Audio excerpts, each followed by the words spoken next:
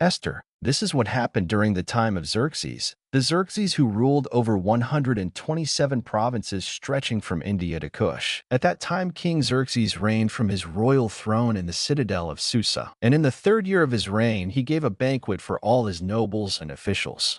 The military leaders of Persia and Media, the princes, and the nobles of the provinces were present. For a full 180 days, he displayed the vast wealth of his kingdom and the splendor and glory of his majesty. When these days were over, the king gave a banquet, lasting 7 days, in the enclosed garden of the king's palace, for all the people from the least to the greatest who were in the citadel of Susa. The garden had hangings of white and blue linen, fastened with cords of white linen and purple material to silver rings on marble pillars.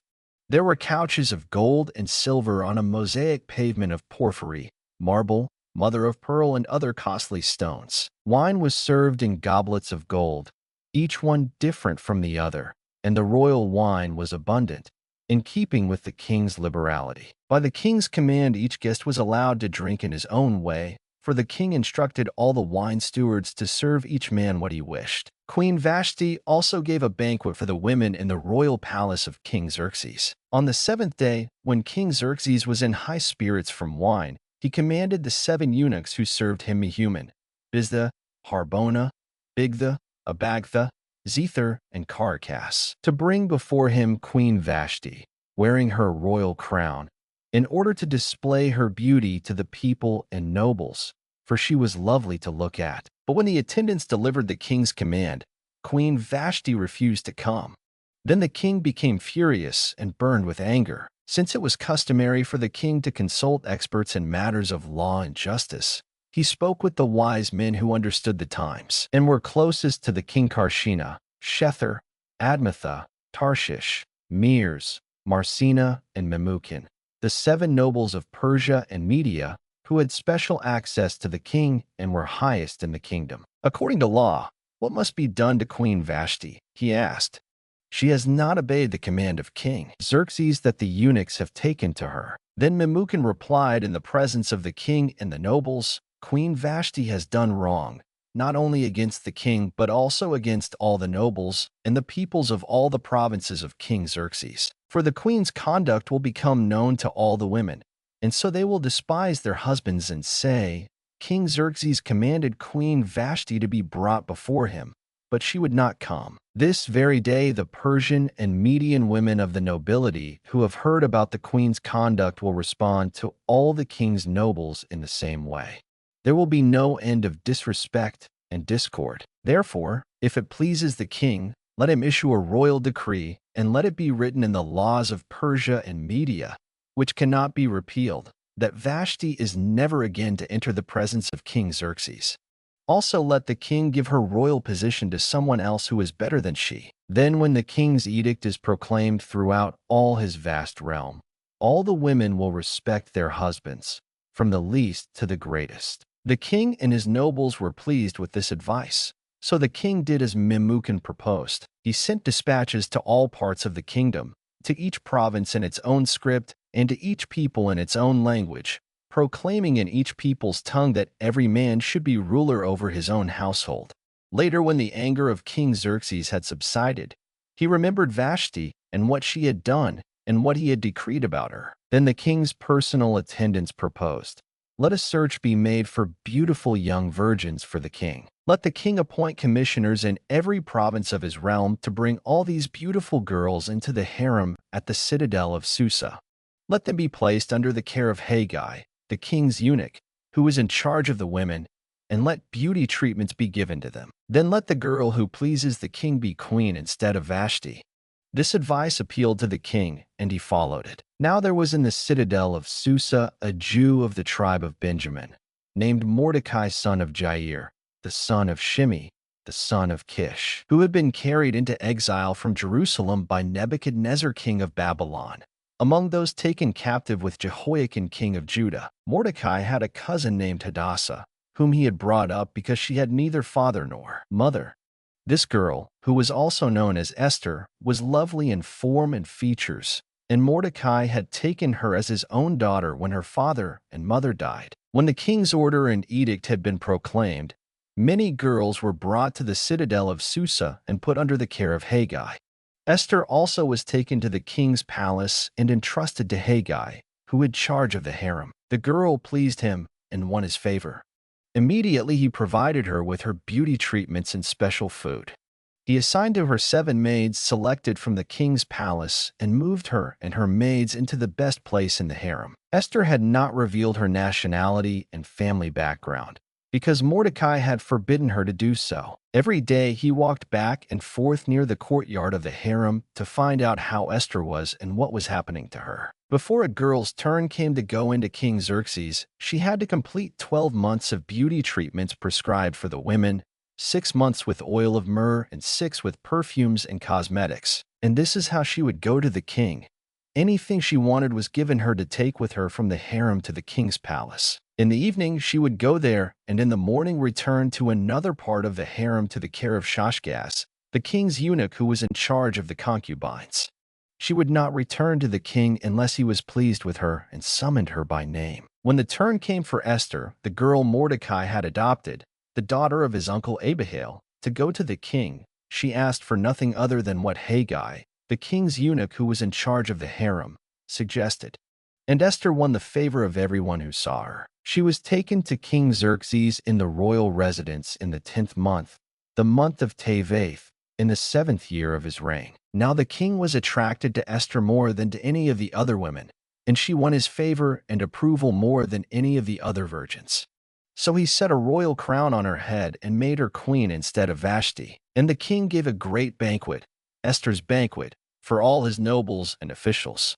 He proclaimed a holiday throughout the provinces and distributed gifts with royal liberality. When the virgins were assembled the second time, Mordecai was sitting at the king's gate. But Esther had kept secret her family background and nationality just as Mordecai had told her to do, for she continued to follow Mordecai's instructions as she had done when he was bringing her up. During the time Mordecai was sitting at the king's gate, Bigthana and Teresh, 2 of the king's officers who guarded the doorway, became angry and conspired to assassinate King Xerxes. But Mordecai found out about the plot and told Queen Esther, who in turn reported it to the king, giving credit to Mordecai. And when the report was investigated and found to be true, the 2 officials were hanged on a gallows.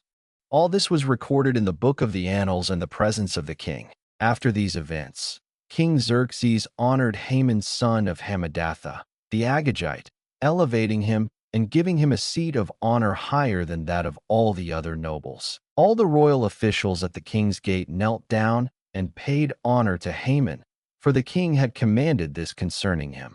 But Mordecai would not kneel down or pay him honor. Then the royal officials at the king's gate asked Mordecai, "Why do you disobey the king's command?" Day after day they spoke to him, but he refused to comply.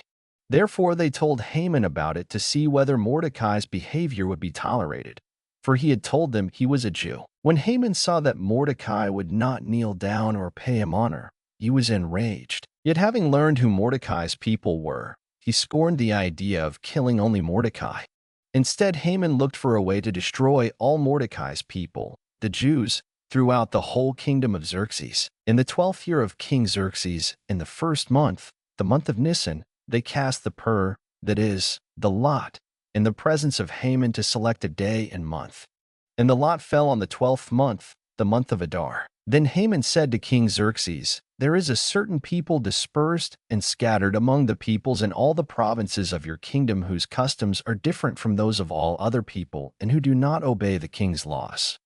It is not in the king's best interest to tolerate them. If it pleases the king, let a decree be issued to destroy them, and I will put 10,000 talents of silver into the royal treasury for the men who carry out this business." So the king took his signet ring from his finger and gave it to Haman son of Hammedatha, the Agagite, the enemy of the Jews. "Keep the money," the king said to Haman, "and do with the people as you please." Then on the 13th day of the 1st month the royal secretaries were summoned.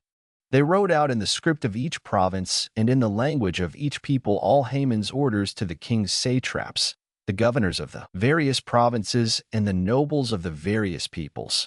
These were written in the name of King Xerxes himself and sealed with his own ring. Dispatches were sent by couriers to all the king's provinces with the order to destroy, kill and annihilate all the Jews, young and old, women and little children, on a single day, the 13th day of the 12th month, the month of Adar, and to plunder their goods. A copy of the text of the edict was to be issued as law in every province and made known to the people of every nationality, so they would be ready for that day. Spurred on by the king's command, the couriers went out, and the edict was issued in the citadel of Susa. The king and Haman sat down to drink, but the city of Susa was bewildered. When Mordecai learned of all that had been done, he tore his clothes, put on sackcloth and ashes, and went out into the city, wailing loudly and bitterly. But he went only as far as the king's gate, because no one clothed in sackcloth was allowed to enter it. In every province to which the edict and order of the king came, there was great mourning among the Jews, with fasting, weeping, and wailing. Many lay in sackcloth and ashes. When Esther's maids and eunuchs came and told her about Mordecai, she was in great distress.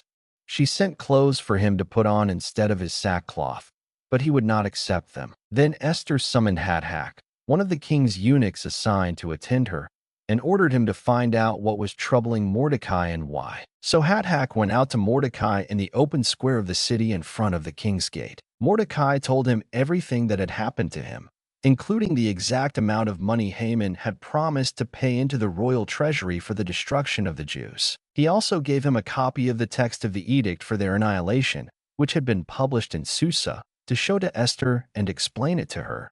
And he told him to urge her to go into the king's presence to beg for mercy and plead with him for her people. Hathach went back and reported to Esther what Mordecai had said. Then she instructed him to say to Mordecai, "All the king's officials and the people of the royal provinces know that for any man or woman who approaches the king in the inner court without being summoned, the king has but one law, that he be put to death.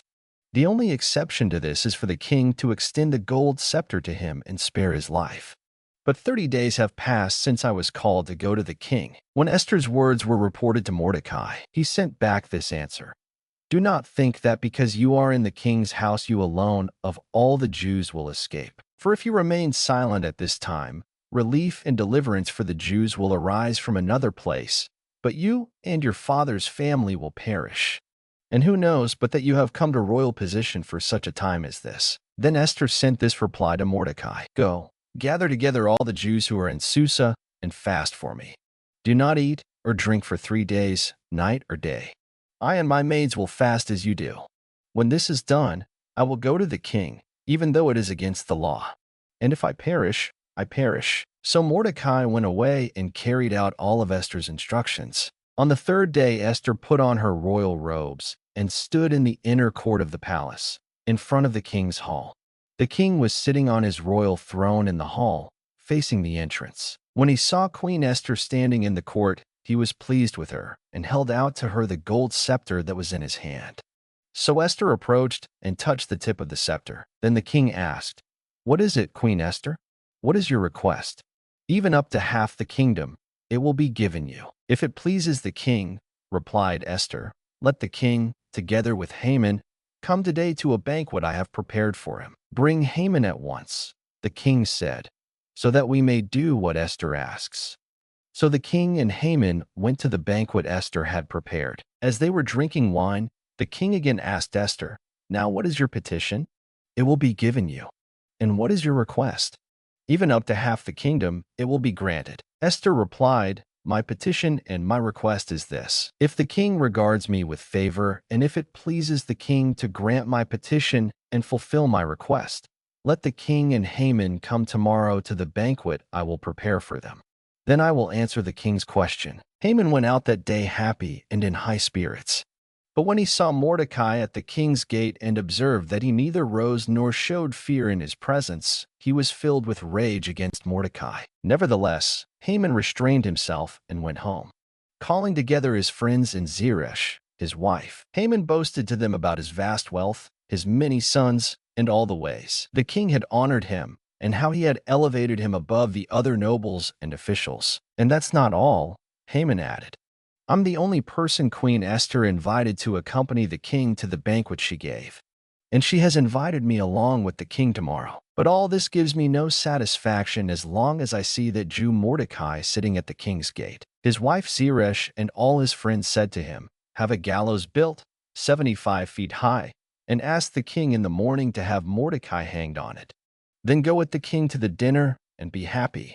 This suggestion delighted Haman, and he had the gallows built. That night the king could not sleep. So he ordered the book of the Chronicles, the record of his reign, to be brought in and read to him. It was found recorded there that Mordecai had exposed Bigthana and Teresh, two of the king's officers who guarded the doorway, who had conspired to assassinate King Xerxes. "What honor and recognition has Mordecai received for this?" the king asked. "Nothing has been done for him," his attendants answered. The king said, "Who is in the court?" Now Haman had just entered the outer court of the palace to speak to the king about hanging Mordecai on the gallows he had erected for him. His attendants answered, "Haman is standing in the court." "Bring him in," the king ordered. When Haman entered, the king asked him, "What should be done for the man the king delights to honor?" Now Haman thought to himself, "Who is there that the king would rather honor than me?" So he answered the king, "For the man the king delights to honor, have them bring a royal robe the king has worn and a horse the king has ridden, one with a royal crest placed on its head. Then let the robe and horse be entrusted to one of the king's most noble princes. Let them robe the man the king delights to honor and lead him on the horse through the city streets, proclaiming before him, 'This is what is done for the man the king delights to honor.' Go at once," the king commanded Haman. "Get the robe and the horse and do just as you have suggested for Mordecai the Jew, who sits at the king's gate. Do not neglect anything you have recommended." So Haman got the robe and the horse. He robed Mordecai and led him on horseback through the city streets, proclaiming before him, "This is what is done for the man the king delights to honor." Afterward Mordecai returned to the king's gate. But Haman rushed home, with his head covered in grief, and told Zeresh his wife and all his friends everything that had happened to him. His advisers and his wife Zeresh said to him, "Since Mordecai, before whom your downfall has started, is of Jewish origin, you cannot stand against him, you will surely come to ruin." While they were still talking with him, the king's eunuchs arrived and hurried Haman away to the banquet Esther had prepared. So the king and Haman went to dine with Queen Esther, and as they were drinking wine on that second day, the king again asked, "Queen Esther, what is your petition? It will be given you. What is your request? Even up to half the kingdom, it will be granted." Then Queen Esther answered, "If I have found favor with you, O king, and if it pleases your majesty, grant me my life, this is my petition, and spare my people, this is my request. For I and my people have been sold for destruction and slaughter and annihilation. If we had merely been sold as male and female slaves, I would have kept quiet, because no such distress would justify disturbing the king." King Xerxes asked Queen Esther, "Who is he? Where is the man who has dared to do such a thing?" Esther said, "The adversary and enemy is this vile Haman." Then Haman was terrified before the king and queen. The king got up in a rage, left his wine, and went out into the palace garden. But Haman, realizing that the king had already decided his fate, stayed behind to beg Queen Esther for his life. Just as the king returned from the palace garden to the banquet hall, Haman was falling on the couch where Esther was reclining. The king exclaimed, "Will he even molest the queen while she is with me in the house?" As soon as the word left the king's mouth, they covered Haman's face. Then Harbona, one of the eunuchs attending the king, said, "A gallows 75 feet high stands by Haman's house. He had it made for Mordecai, who spoke up to help the king." The king said, "Hang him on it." So they hanged Haman on the gallows he had prepared for Mordecai. Then the king's fury subsided. That same day King Xerxes gave Queen Esther the estate of Haman, the enemy of the Jews. And Mordecai came into the presence of the king, for Esther had told how he was related to her. The king took off his signet ring, which he had reclaimed from Haman, and presented it to Mordecai. And Esther appointed him over Haman's estate. Esther again pleaded with the king, falling at his feet and weeping. She begged him to put an end to the evil plan of Haman the Agagite, which he had devised against the Jews. Then the king extended the gold scepter to Esther, and she arose and stood before him. "If it pleases the king," she said, "and if he regards me with favor and thinks it the right thing to do, And if he is pleased with me, let an order be written overruling the dispatches that Haman son of Hammedatha, the Agagite, devised and wrote to destroy the Jews in all the king's provinces. For how can I bear to see disaster fall on my people? How can I bear to see the destruction of my family? King Xerxes replied to Queen Esther and to Mordecai the Jew, because Haman attacked the Jews, I have given his estate to Esther, and they have hanged him on the gallows. Now write another decree in the king's name in behalf of the Jews as seems best to you, and seal it with the king's signet ring, for no document written in the king's name and sealed with his ring can be revoked. At once the royal secretaries were summoned on the 23rd day of the third month, the month of Sivan. They wrote out all Mordecai's orders to the Jews and to the satraps, governors, and nobles of the 127 provinces stretching from India to Cush.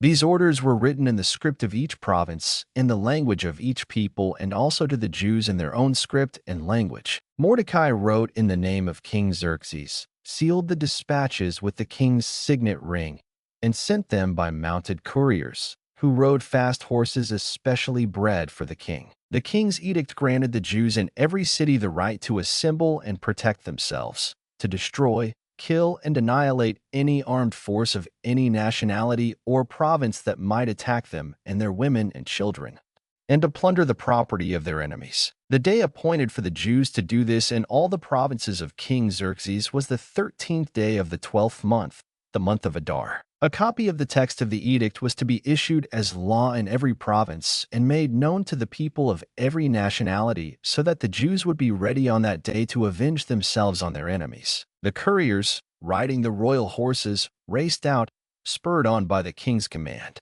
And the edict was also issued in the citadel of Susa. Mordecai left the king's presence wearing royal garments of blue and white, a large crown of gold, and a purple robe of fine linen.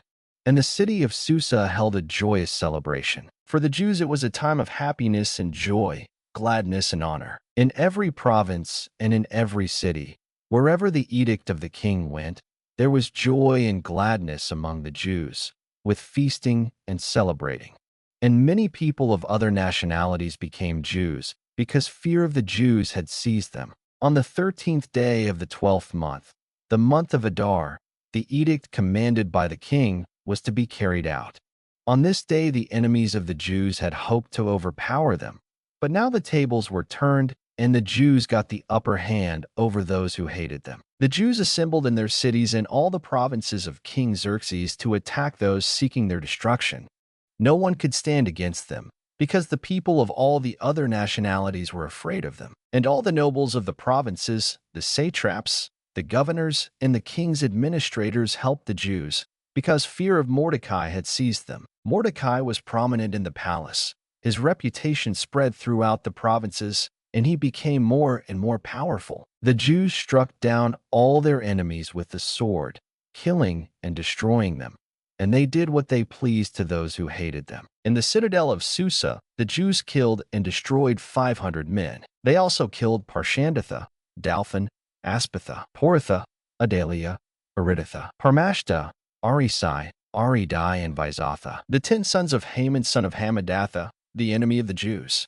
But they did not lay their hands on the plunder. The number of those slain in the citadel of Susa was reported to the king that same day. The king said to Queen Esther, the Jews have killed and destroyed 500 men and the 10 sons of Haman in the citadel of Susa. What have they done in the rest of the king's provinces? Now what is your petition? It will be given you. What is your request? It will also be granted. If it pleases the king, Esther answered, give the Jews in Susa permission to carry out this day's edict tomorrow also, and let Haman's 10 sons be hanged on gallows. So the king commanded that this be done. An edict was issued in Susa, and they hanged the 10 sons of Haman. The Jews in Susa came together on the 14th day of the month of Adar, and they put to death in Susa 300 men, but they did not lay their hands on the plunder. Meanwhile, the remainder of the Jews who were in the king's provinces also assembled to protect themselves and get relief from their enemies. They killed 75,000 of them, but did not lay their hands on the plunder. This happened on the 13th day of the month of Adar, and on the 14th they rested and made it a day of feasting and joy. The Jews in Susa, however, had assembled on the 13th and 14th, and then on the 15th they rested and made it a day of feasting and joy. That is why rural Jews, those living in villages, observe the 14th of the month of Adar as a day of joy and feasting, a day for giving presents to each other. Mordecai recorded these events, and he sent letters to all the Jews throughout the provinces of King Xerxes, near and far, to have them celebrate annually the 14th and 15th days of the month of Adar, as the time when the Jews got relief from their enemies, and as the month when their sorrow was turned into joy and their mourning into a day of celebration.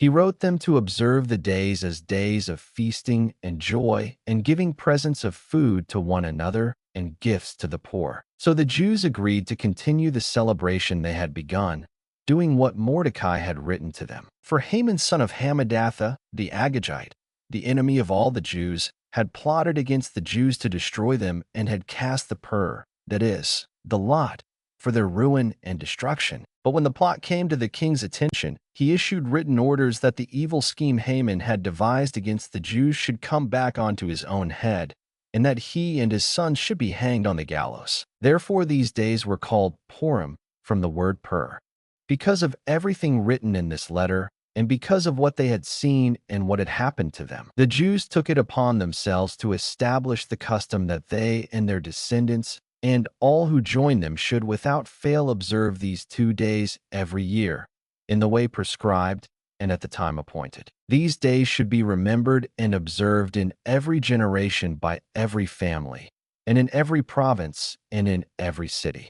And these days of Purim should never cease to be celebrated by the Jews, nor should the memory of them die out among their descendants. So Queen Esther, daughter of Abihail, along with Mordecai the Jew, wrote with full authority to confirm this second letter concerning Purim. And Mordecai sent letters to all the Jews in the 127 provinces of the kingdom of Xerxes, words of goodwill and assurance, to establish these days of Purim at their designated times, as Mordecai the Jew and Queen Esther had decreed for them, and as they had established for themselves and their descendants in regard to their times of fasting and lamentation. Esther's decree confirmed these regulations about Purim, and it was written down in the records. King Xerxes imposed tribute throughout the empire, to its distant shores, and all his acts of power and might, together with a full account of the greatness of Mordecai to which the king had raised him, are they not written in the book of the annals of the kings of Media and Persia? Mordecai the Jew was second in rank to King Xerxes, preeminent among the Jews,